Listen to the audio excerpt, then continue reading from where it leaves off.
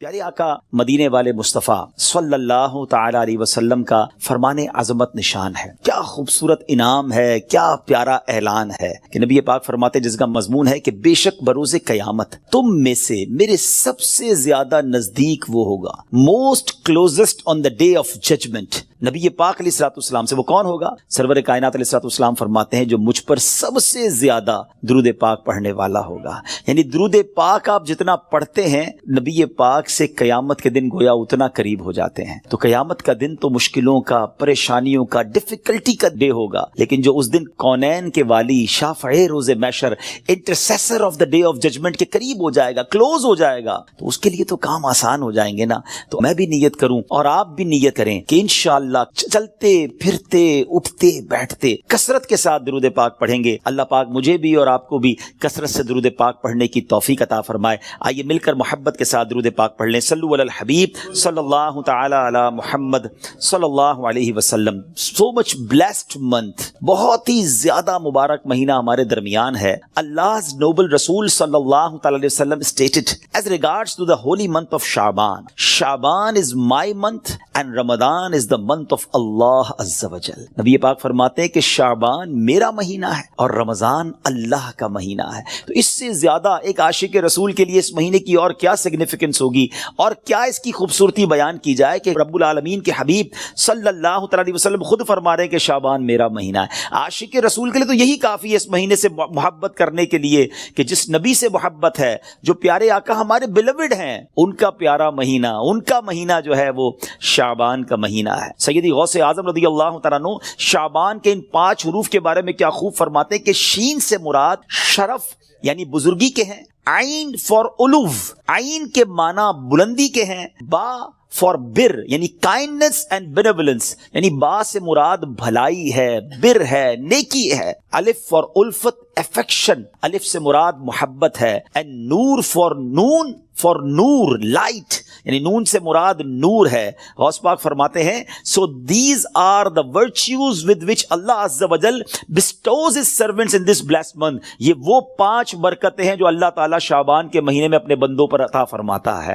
یعنی یہ وہ مہینہ ہے جو شرف ملنے کا، علو یعنی بلندی ملنے کا، بر یعنی بھلائی ملنے کا، الف یعنی الفت ملنے کا، اور نون یعنی نور ملنے کا دن ہے. اب یہ خوش نصیب ہوتے ہیں جو اس مہینے میں اللہ کو راضی کرنے والے کام کرتے ہیں. رب کریم کی رحمتوں سے یہ 5 چیزیں حاصل کر لیتے ہیں. انفارچونیٹلی کچھ لوگ ایسے ہوتے ہیں کہ شعبان آ بھی جائے تو ان کی لائف میں کوئی چینج ہی نہیں آتا، وہ اپنی لائف میں کوئی ایکسپیرینس نیکی کی طرف اپنا بڑھاتے ہی نہیں ہے. غور کیجئے میٹھے اسلامی بھائیوں کہ آج ہماری زندگی میں کیا چینج آیا ہے. سرکار علیہ الصلوۃ والسلام کے جو ڈیوٹیز تھے، جو صحابہ کرام تھے، وہ کیا کرتے تھے کہ جب رجب کا مہینہ آتا وہ عبادتوں کی طرف رجوع لاتے اور ساتھ ساتھ کیا کرتے، اپنے معاملات کو سمیٹنا شروع کرتے. شعبان کا مہینہ آتا تو کاروباری لوگ اپنا لینا دینا کر لیتے، حکمران کیا کرتے، اپنا جناب سارا معاملہ جو ہے وہ عدالت کا سیٹل ڈاؤن کر لیتے، اور اس کے بعد رمضان آتے ہی وضو کر کے اعتکاف میں بیٹھ جاتے.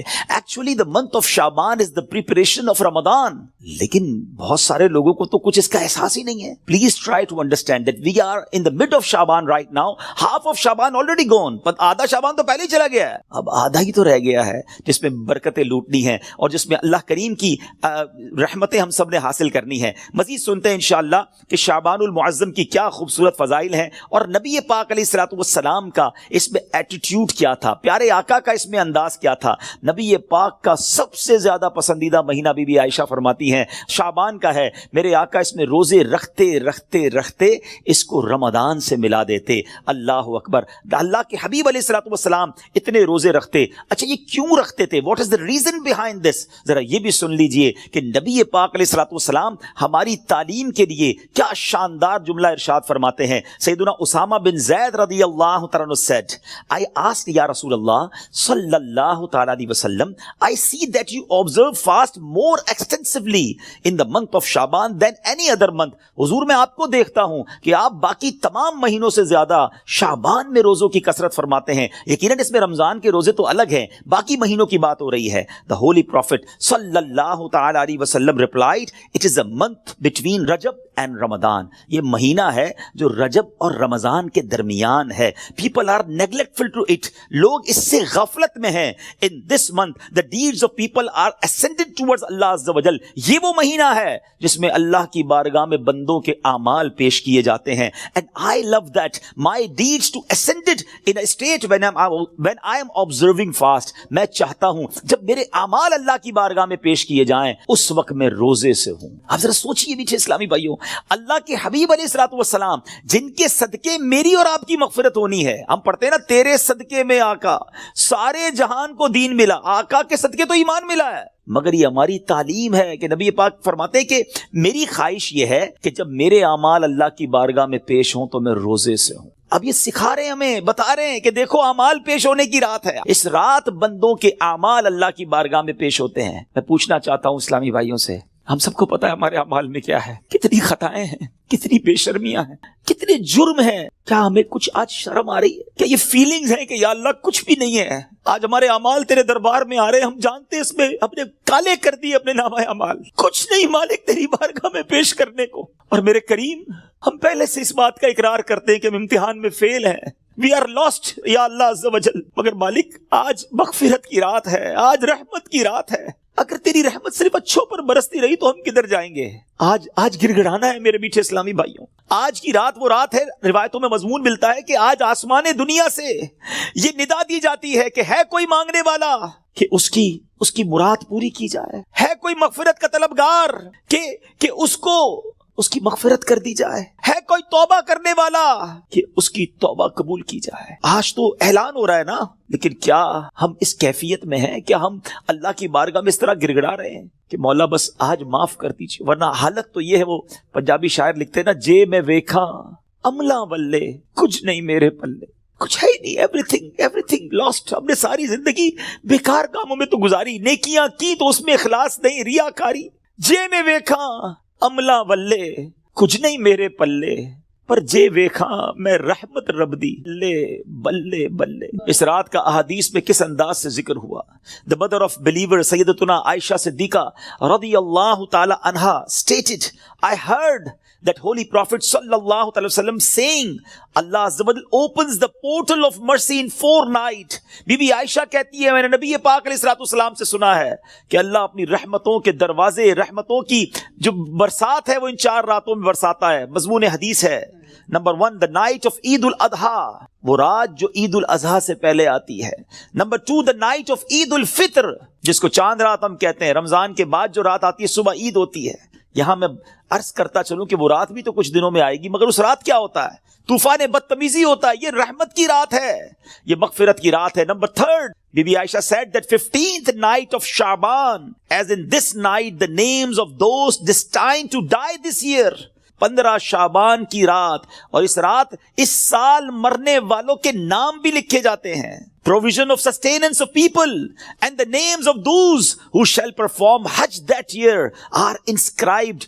آپ فرماتی کہ نبی پاک نے فرمایا اس رات اس سال میں کس کو کتنا رزق دیا جائے گا یہ بھی شب برات لکھا جاتا ہے, اور اس سال کون کون حج کرے گا یہ نام بھی شب برات لکھے جاتے ہیں. اتنی نازک رات ہے. The 4th night, night of Arafah, the night between the 8th and 9th of Dhul Hijjah until the azan of Fajr.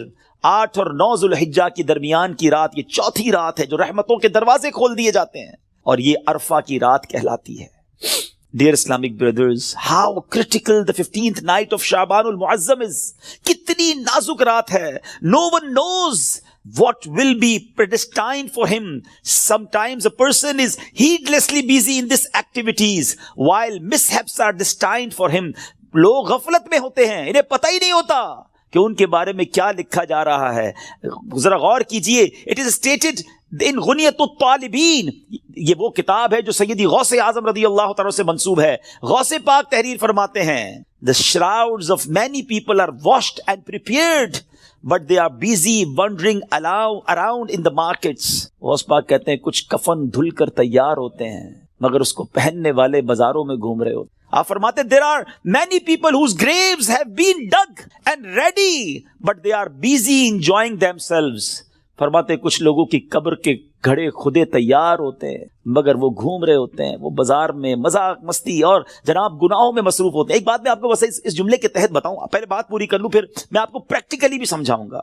آپ فرماتے ہیں number of people are busy laughing although the final moment of their death is approaching۔ کچھ لوگ ہنسی مذاق کر رہے ہوتے ہیں مگر موت کا وقت قریب آ گیا ہوتا ہے۔ فرماتے ہیں the construction of many houses is about to complete but at the same time the lifetime of their owners is also about to complete۔ فرماتے ہیں کچھ گھر بالکل بن کر تیار ہو گئے ہوتے ہیں مگر مکین جو اس گھر میں رہنے کے لیے آنا چاہتا ہے اس کا آخری وقت بھی آ گیا، اس کی قبر بھی تیار ہو چکی ہوتی۔ اب ذرا اس کو پریکٹیکلی سمجھیے، آپ جب قبرستان جاتے ہیں کچھ قبریں تیار ملتی ہیں نا، صحیح بات بتاؤں پریکٹیکل، جو قبریں خودی ہوئی ہیں نا، جن کی بھی خودی ہوئی ہیں وہ زندہ ہیں اس وقت، ہاں تھوڑی دیر بعد مرنا ہے انہوں نے اور پھر اس قبر میں آ جانا ہے۔ کفن کی دکان پر جب کبھی جائے نا تو وہاں کفن وہ طے کر رہا ہوتا ہے، پلاسٹک میں ڈال رہا ہوتا ہے، ایکچولی جس کا کفن طے کر رہا ہے نا وہ اس وقت زندہ ہے، تھوڑی دیر بعد اس نے مرنا ہے۔ یہ کفن خریدنے کوئی آئے گا دکان سے، اس کو کفن پہنایا جائے گا، اور جو قبر تھوڑی دیر پہلے گورکن نے یا ایک دن پہلے کھودی تھی یہ اس کے لیے کھودی تھی جو زندہ ہے۔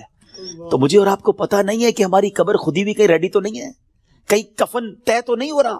آگاہ اپنی موت سے کوئی بشر نہیں، سامان 100 برس کا ہے۔ Dear Islamic brothers, this is the very crucial night. بہت زیادہ نازک رات ہے، اس رات کتنی مغفرت ہوگی، کتنے لوگ بخشے جائیں گے۔ سیدنا عائشہ صدیقہ رضی اللہ تعالیٰ عنہ has reported that the holy prophet صلی اللہ علیہ وسلم said, Jibreel علیہ السلام came to me and said, this is the 15th night of Shaban.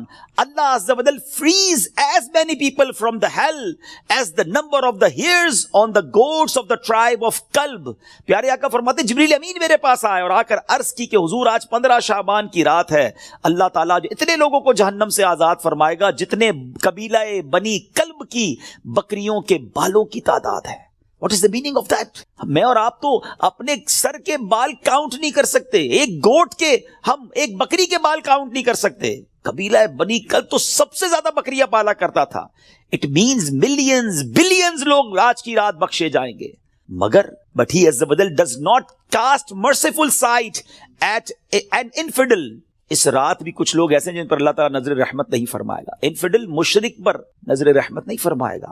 malicious person, one who cuts off family ties, the one who dangles his clothes, a person who disobeys his parents, and a person who is habitual of drinking wine۔ حدیث کا مضمون کیا بنا کہ شرک کرنے والی اس رات وہ نہیں بخشے جائیں گے۔ پھر فرمایا جو احادیث کا مجموعہ ہے، ماں باپ کو ستانے والا، ماں باپ کا نافرمان، disobeyed of parents، نہیں بخشا جائے گا۔ شراب پینے والا، ہیبیچول آف ڈرنکنگ وائن، شراب کا عادی، نہیں بخشا جائے گا۔ خدا را ان چیزوں سے توبہ کرو۔ اب وائن، شراب اب تو پارٹیز میں کولڈ ڈرنک کی طرح پی جا رہی ہے، اس کو کوئی جرم سمجھتا ہی نہیں ہے۔ ٹرائی ٹو انڈرسٹینڈ یہ کتنا بڑا سن ہے، یہ کتنا بڑا گناہ ہے۔ جس رات کروڑوں اربوں لوگ بخشے جا رہے ہیں، شرابی نہیں بخشا جا رہا۔ توبہ کر لیجئے، چھوڑ دیجئے ان بری عادتوں کو، ڈرگز کو چھوڑ دیجئے please. My dear viewers, my youngster brothers, western world میں بدقسمتی سے جب سنتے ہیں تو دل جلتا ہے کہ مسلمان کہلانے والے بڑی تعداد میں ڈرگز کا یوزیج کر رہے ہیں۔ کدھر جائیں گے ہم؟ ان ڈرگز کو، اس نشے کی عادت کو خدا را چھوڑ دیجئے۔ وہ رحیم، وہ کریم جو شب برات کروڑوں کو بخش رہا ہے، شرابی نہیں بخشا جائے گا۔ پلیز توبہ کر لیجئے۔ مسلمان کا کیا کام شراب سے، اس کا کیا کام نشے سے؟ آپ ایک بار اور یاد رکھیں، جو نشہ کرنے والے ہیں نا، جو ڈرگز یوز کرتے ہیں، ٹرائی ٹو انڈرسٹینڈ، جس اسٹیٹ میں، جس عالم میں روایتوں میں مضمون ملتا ہے کسی کا انتقال ہوگا نا، اسی عالم میں قیامت کے دن اٹھایا جائے گا۔ کبھی سوچا آپ نے اگر نشہ کیا، ڈرگز یوز کی، وائن پینے والے جو نشے میں گھومتے رہتے ہیں، جھومتے رہتے ہیں، اگر اسی حالت میں انتقال ہو گیا تو آج رات تو یہ لکھا جائے گا نا کہ اگلے اس سال میں کس کا انتقال ہونا ہے، کیا پتا ہمارا وقت قریب آ گیا ہو۔ اور اگر نشے میں مر گئے تو کیا جواب دیں؟ اللہ کی بارگاہ میں نشے میں پیش ہوں گے؟ نہیں میرے میٹھے اسلامی بھائی، ہم تو چاہتے ہیں نا کہ میں سو جاؤں یا مصطفیٰ کہتے کہتے، کھلے آنکھ صلی اللہ کہتے کہتے۔ ہماری زبان پر تو کلمہ ہو، درود ہو، اے کاش تلاوت کرتے کرتے موت آئے، درود پڑھتے پڑھتے۔ یہ کیسے ہوگا جب آپ ان چیزوں کے عادی بنیں گے نا؟ جو شراب کا عادی ہو تو اس کا بہت زیادہ چانس ہے کہ وہ نشے میں مر جائے گا۔ تو خدا را اس سے آج رات توبہ کر لے، اللہ بڑا کریم ہے، ابھی رات کمپلیٹ نہیں ہوئی ہے، صبح تک یہ رحمت جاری ہے۔ معافی مانگ لیجئے، سجدے میں سر جھکائی۔ ماں باپ کو اگر ستایا ہے، if your parents are not happy with you, please ان کے پاس جائیے اور معافی مانگیے، ان سے ان کے پیر پکڑ لیجئے۔ ماں باپ راضی تو رب راضی۔ ماں باپ ناراض تو رب ناراض، ان کو ناراض نہ کرو. اور اس حدیث سے کیا سیکھنے کو ملا کہ جو کٹ آف ٹائز کرتے ہیں، جو اپنی فیملی کے ساتھ رشتہ داری قطع کر دیتے ہیں، منقطع کر دیتے ہیں، ہم ان کے پاس نہیں جائیں گے، ہم ان کے گھر نہیں جائیں گے، ہم فلاں رشتہ دار کے پاس نہیں جائیں گے، نہ کرو ایسا. یہ رشتہ داریاں کاٹنا اللہ کو کتنا ناپسندیدہ ہے. شب برات بھی وہ لوگ نہیں بخشے جائیں گے. پلیز ان عادتوں سے اپنی جان چھڑا لیں. ایک اور حدیث پاک میں ہے ایڈلٹری کرنے والا، بدکاری کرنے کا جو عادی ہوگا، ہیبیچول آف ایڈلٹری، وہ بھی نہیں بخشا جائے گا. پلیز ان حرام کاموں سے چھوڑ دیں، اپنے آپ کو بچائیے. اور یہ جو ایڈلٹری کی طرف، زنا بدکاری کی طرف جو بندہ جاتا ہے نا، یاد رکھیے گا پہلے نظر بہکتی ہے، پھر دل بہکتا ہے، پھر شرمگاہ، پھر پرائیویٹ پارٹس حرام کاری کی طرف جاتے ہیں. تو ہمارے یہ شٹر جو ہے نا، اسی کو بند کر دینا کہ حرام نہیں دیکھوں گا. اپنے موبائل پر، اپنے انٹرنیٹ ڈیوائسز پر ہم کیا دیکھ رہے ہوتے ہیں؟ پہلے حرام بندہ دیکھتا ہے، اور پھر یہ جو ہم نے دوستیوں کے نام پر جو گرلز اینڈ بوائز کی دوستیاں چل رہی ہوتی ہیں کہ نہیں جناب ہم only friends, it is not allowed in Islam. یہ دوستیاں ہی پھر حرام کی طرف لے کر جاتی ہیں. جو اسلام نے ہمیں جن چیزوں سے منع کیا، مسلمان ہیں، ہمیں جنت میں جانا ہے نا، اللہ کو راضی کرنا ہے. اگر رب ہی ناراض ہو گیا تو بنے گا کیا؟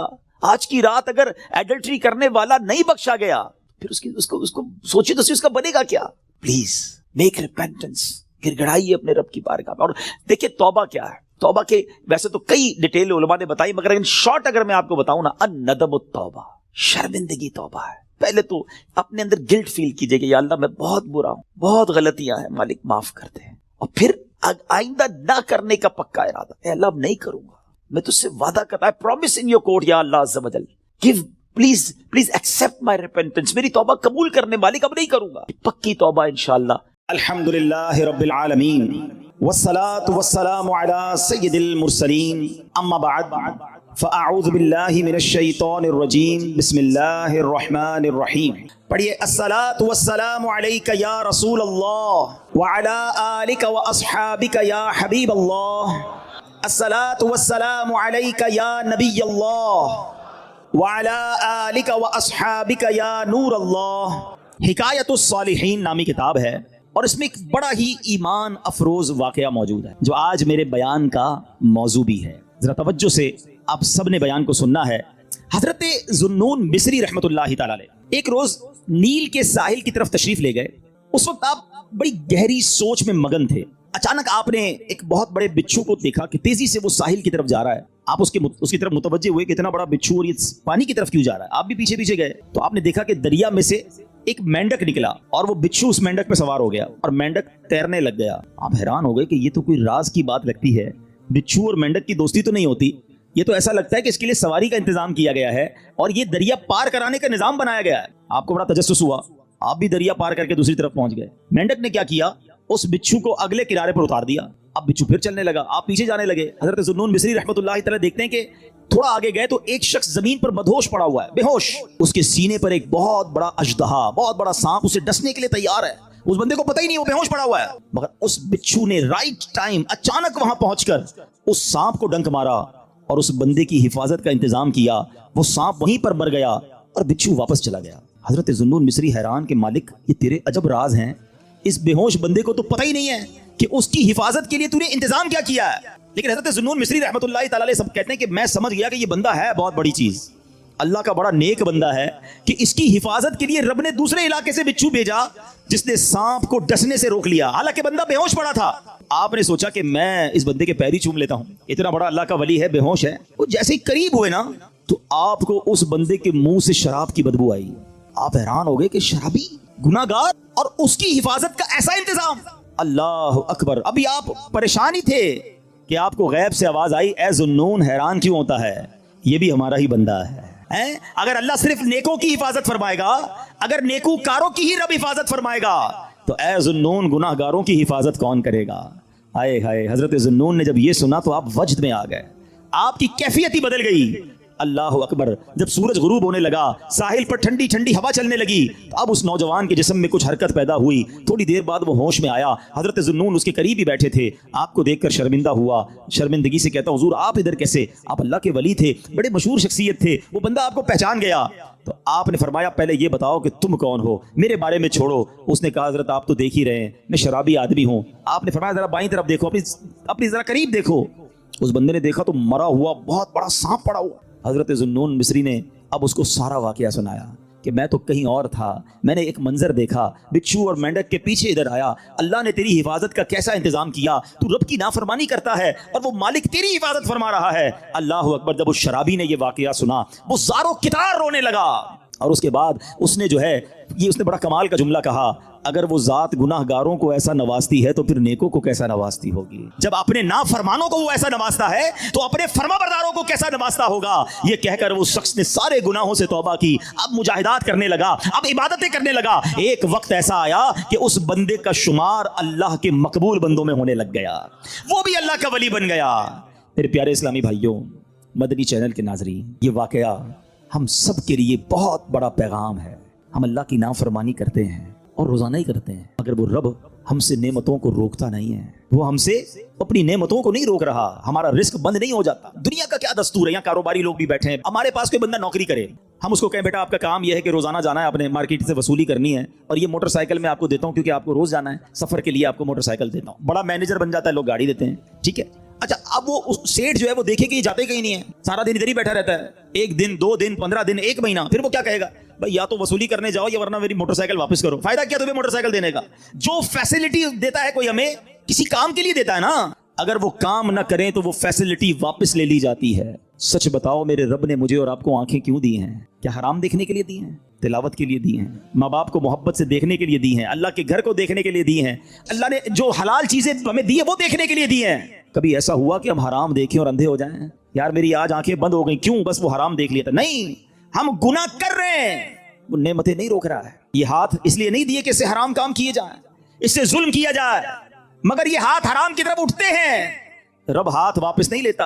पैर गुनाह की तरफ जाएं तो लंगड़े हो जाने चाहिए थे हम, कि बंदा कहे यार आज पैर नहीं चल रहे, क्यों यार? वो कल मैं जुआ खाने गया था, मैं शराब खाने गया, मैं सिनेमा गया, अल्लाह की नाफरमानी के लिए चला था, मेरे रब ने पैर वापस ले लिए। उसूल तो ये बनता है, मगर उसकी शान देखो कि हम रोज नाफरमानी करते हैं। वो हमें रिस्क दे रहा है, इज्जत भी दे रहा है, आजादी सलामत है। कब तक अल्लाह को नाराज करेंगे? कब तक उस रब से दूर रहेंगे? वो ऐसा करीब है, दुनिया में किसी की बात न मानो, वो नौकरी से निकाल देता है, मगर रब ऐसा करीम है कि बंदा अगर जब उसकी बात मानने लग जाए ना, एक बार दिल से तौबा कर ले, वो उसके सारे गुनाह भी माफ कर देता। अल्लाह अकबर। ऐ मेरे प्यारे इस्लामी भाइयों, ये है मेरा मालिक जो हमारे ऐब छुपाता है। हम अकेले में गुनाह करते हैं, वो बताता नहीं किसी को, वरना वो चाहे तो हम सबके ऐब खुल जाएं।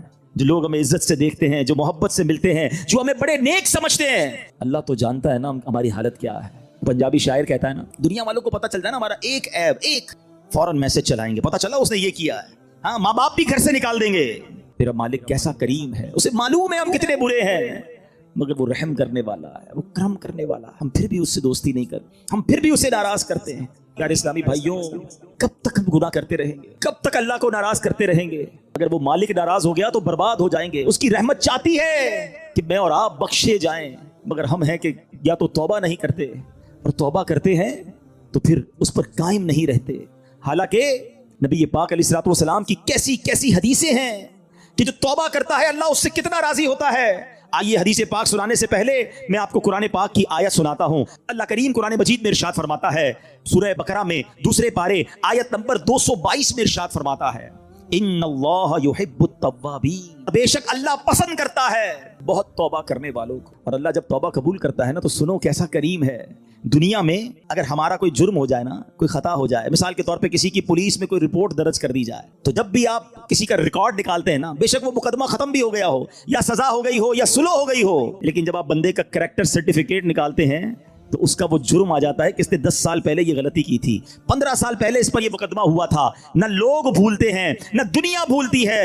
मगर देखो मेरे रब की शान कैसी है कि अल्लाह ऐसा करीम है, कुरान में फरमाता है कि जब अल्लाह तौबा कबूल करता है तो सिर्फ गुनाह माफ नहीं फरमाता, गुनाहों को नेकियों से बदल देता है। हाँ, जितने गुनाह है ना वो सारे नेकियों में बदल दिए जाते हैं। अल्लाह करीम कुरान मजीद में इरशाद फरमाता है, मगर जो तौबा करे और ईमान लाए और अच्छा काम करे तो ऐसों की बुराइयों को अल्लाह भलाइयों से बदल देगा, और अल्लाह बख्शने वाला मेहरबान है। अरे मेरे रब की रहमत तो देखो कि जब बंदा सच्चे दिल से तौबा करता है उसकी अताएं कैसी हैं। सुभान अल्लाह, सुभान अल्लाह। अल्लाह के हबीब सल्लल्लाहु ताला अलैहि वसल्लम की मैं आपको हदीस सुनाता हूं कि रब करीम किस तरह तौबा करने वालों पर मेहरबानी फरमाता है। अल्लाह के हबीब अलैहिस्सलातु वस्सलाम फरमाते हैं, जब बंदा अपने गुनाहों से तौबा करता है تو اللہ عز و جل لکھنے والے فرشتوں کے پاس سے اس کے گناہ بھلا دیتا ہے، اس کے اعضاء، اس کے بدن کے جو پارٹس ہیں ان کو بھی بھلا دیتا ہے، اور اس زمین پر بھی نشان مٹا دیتا ہے جہاں اس نے گناہ کیے ہوتے ہیں، یہاں تک کہ جب بندہ قیامت کے دن اللہ سے ملے گا تو اس کے گناہ پر کوئی گواہ نہیں ہوگا۔ حالانکہ خود رب نے فرمایا قرآن میں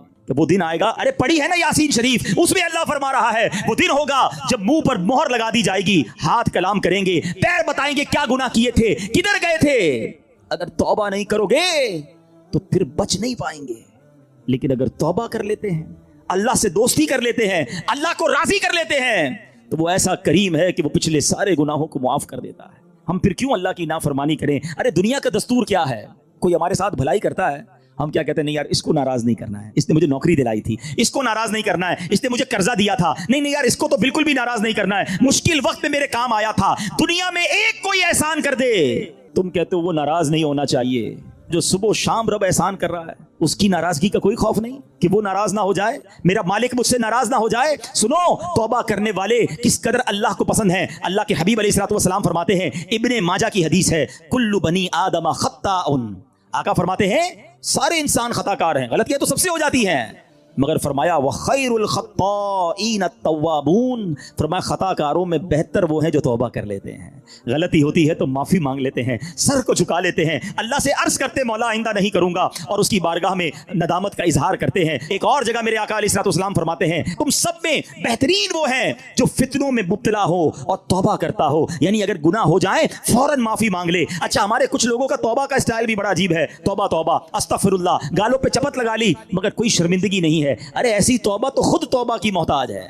توبہ دل سے ہوتی ہے، توبہ شرم کے ساتھ ہوتی ہے، توبہ ندامت کے ساتھ ہوتی ہے، اور جب ندامت کے ساتھ بس ایک لمحے کی توبہ ہونا، اللہ پچھلے سارے گناہ معاف کر دیتا ہے۔ صرف معاف نہیں فرمائے گا، وہ تمہارے گناہوں کو بھی نیکیوں سے بدل دے گا۔ اب ہم توبہ میں کیوں تاخیر کریں، کیوں اس سے دوستی نہ کر لیں؟ اے میرے پیارے اسلامی بھائیوں، توبہ کی تو کیا شان ہے۔ آؤ میں اللہ کی رحمت کا ایک اور واقعہ سناتا ہوں۔ مکاشفۃ القلوب میں امام غزالی علیہ رحمۃ اللہ الوالی نے یہ واقعہ لکھا۔ بنی اسرائیل میں ایک نوجوان تھا، 20 سال تک تو اس نے اللہ کی خوب عبادت کی، پھر اگلے 20 سال اس نے اللہ کی بہت نافرمانی کی، پھر آئینہ دیکھا تو داڑھی کے بال سفید ہو گئے تھے، پھر وہ غم زدہ ہو گیا اور کہنے لگا، اے میرے خدا، میں نے 20 سال تک تیری عبادت کی، 20 سال تک میں نے تیری نافرمانی کی، اب میں تیری طرف آؤں گا تو میری توبہ قبول ہو جائے گی، یا اللہ تو مجھے معاف کر دے گا۔ اس نے کسی کہنے والے کی آواز سنی، تم نے ہم سے محبت کی، ہم نے تم سے محبت کی، پھر تو نے ہمیں چھوڑ دیا، ہم نے بھی تجھے چھوڑ دیا، تو نے ہماری نافرمانی کی، ہم نے تمہیں مہلت دی، اور اگر اب تو توبہ کر کے ہماری طرف آئے گا تو ہم تیری توبہ قبول کر لیں گے۔ یہ ہے اس کی رحمت۔ اے میرے پیارے اسلامی بھائیوں، اب ہم کیوں نہ رب سے محبت کریں، کیوں نہ ہم اللہ سے پیار کریں، اور کیوں نہ سچی توبہ کر لیں۔ ہمارے آس پاس سے لوگ اٹھ رہے ہیں، میری بھی باری آنے والی ہے، آپ کی بھی باری آنے والی ہے، ہم کس انتظار میں ہیں؟ شیطان کے کس وار میں ہیں؟ ہم توبہ میں تاخیر کیوں کر رہے ہیں؟ ارے کب اللہ کو راضی کریں گے؟ کب تک اللہ کو ناراض کرتے رہیں گے؟ کب تک نمازیں قضا ہوتی رہیں گی؟ کب تک آنکھیں حرام دیکھتی رہیں گی؟ کب تک میرے اور آپ کے کان حرام سنتے رہیں گے؟ اے حرام کمانے والے، کب تک حرام کماتا رہے گا؟ بدکاری کرنے والا، بے حیائی کرنے والا، نام محرم لڑکیوں اور عورتوں سے دوستیاں کرنے والا سوچے کب تک تم یہ گل چھڑے اڑا لو گے؟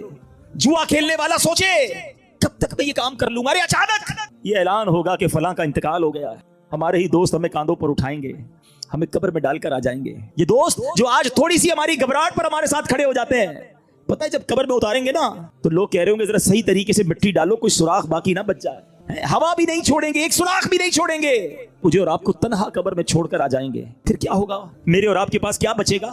یہ مال، یہ دولت، یہ گاڑی، یہ گھر، یہ شہرت، سب کچھ پیچھے رہ جائے گا۔ اب ہمارے ساتھ قبر میں ہوں گے ہمارے اعمال، اور دیکھو اگر اللہ ناراض ہوا نا، اللہ ناراض ہوا تو مارے جائیں گے، پھر تو قبر جہنم کا گھڑا بن جائے گی۔ اسی لیے میں آج یہ عرض کرنے آیا ہوں کہ جلدی جلدی اپنے رب کو راضی کر لو، وہ کیسا کریم ہے، بلکہ اس کی رحمت چاہتی یہی ہے کہ میرے بندے بخشے جائیں، میرے بندے معافی مانگ لیں، میرے بندے رجوع کر لیں۔ مگر یہ بندہ ہے جو رجوع نہیں کر رہا، یہ بندہ ہے جو اس سے دوستی نہیں کر رہا۔ خدا را میں آج کے بعد اللہ کے فرما بردار بندوں میں شامل ہو جاؤں۔ سنو وہ کیسا کریم ہے۔ حضرت سیدنا ابو ہریرہ رضی اللہ تعالیٰ عنہ سے مروی ہے، رسول اللہ صلی اللہ تعالیٰ علیہ وسلم کا فرمان عالی شان ہے کہ جب کوئی بندہ گناہ کر لیتا ہے اور پھر کہتا ہے کہ اے مولا میں نے گناہ کر لیا، مجھے معاف کر دے، تو اللہ فرماتا ہے میرا بندہ جانتا ہے کہ کوئی اس کا رب ہے جو گناہ معاف بھی کرتا ہے اور اس پر پکڑ بھی لیتا ہے۔ میں نے اپنے بندے کو بخش دیا۔ پھر جتنا رب چاہتا ہے بندہ ٹھہرا رہتا ہے، اس کے بعد پھر کوئی گناہ کر لیتا ہے، پھر عرض کرتا ہے الہی میں نے پھر گناہ کر لیا ہے، پھر مجھے معاف کر دے. تو رب کریم فرماتا ہے میرا بندہ جانتا ہے کہ کوئی اس کا رب ہے جو گناہ کرنے پر پکڑ بھی لیتا ہے اور معاف بھی فرما دیتا ہے. میں نے اپنے بندے کو بخش دیا, پھر اس بندے سے پھر گناہ ہو جاتا ہے, وہ پھر اللہ سے کہتا ہے, تیسری بار کہتا ہے اللہ پھر گناہ ہو گیا ہے, رب کریم مجھے معاف کر دے. تو رب فرماتا ہے میرا یہ بندہ جانتا ہے کہ اس کا کوئی رب ہے جو گناہ کرنے پر پکڑتا ہے اور معاف مانگنے پر معاف بھی کر دیتا ہے. میں نے اپنے بندے کی بخشش فرما دی, اب جو چاہے کرے. یعنی اللہ اس کی بے حساب بخشش فرما دیتا ہے. اور یہ میں نے بخاری شریف کی حدیث سنائی ہے. سوچو کیوں اللہ سے دوستی نہیں کرتے ہم, کیوں میرے پیارے اسلامی بھائیوں اللہ سے دوستی نہیں کرتے. ایک بار آج اللہ سے دوستی کر کے میں نے اور آپ نے سچی توبہ کر کے جانا ہے اور اللہ کی بارگاہ میں یہی عرض کرنا ہے کہ مولا کمزور ہوں, گناہ ہو گئے, معاف کر دے. اے اللہ میں مانتا ہوں میں گناہ گار ہوں, مجھے معاف کر دے. اے اللہ میں آئندہ گناہ نہیں کروں گا, مجھے معاف کر دے.